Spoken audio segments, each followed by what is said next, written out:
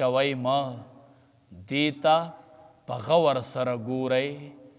چې ربي قل انما حرم ربي الفواحش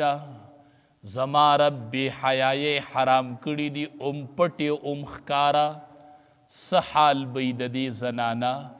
چې هغه روډ ته راوتي چې وایي چې میرا جسم میری مرضی زما وجود زما مرضی ده بس چې زه څه کوم هغه به کوم مونږ ورته وایو دا قرآن آیات پیمال کوي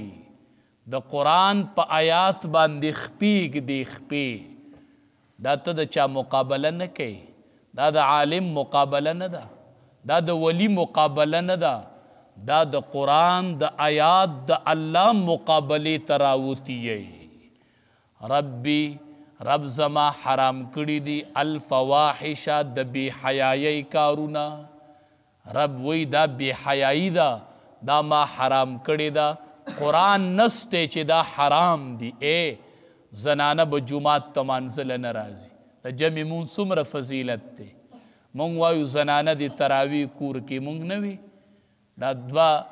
کال دوه ونه شو مونږ وایو زنانه د اوږدې تراوله نه راځي مدرسې ته دا د کور کې دا ولې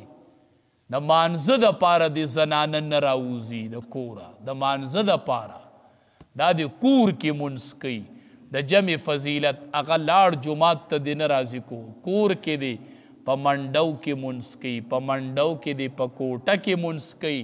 په کوټه کې دی په کوډګۍ کې مونځ کوي شریعت وی د مانځه دپاره دی دا بهر ته نه راوځي او دا د بې حیایۍ دپاره بهر راوځي مونږ وایو دا د الله د قرآن د الله د حکم مقابله ده او کریم الله ته قادرې کریم الله ته هغه ربې چې ابرهه کله په کعبه باندې حمله وکړله نو رب العالمین ستا کورې چیلنج کړی و او الله هغه تاریخ پروت دی چې الم تر کیف فعل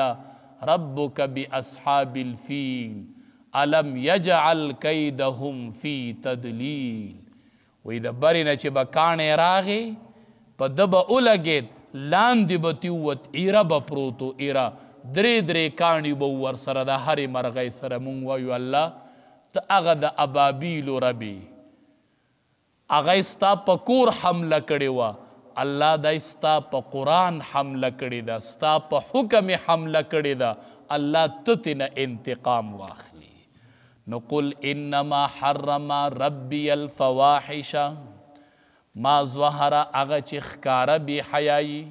وما بطن او هغه چې پټوي زمونږ ذمه دا وه چې مونږ ورته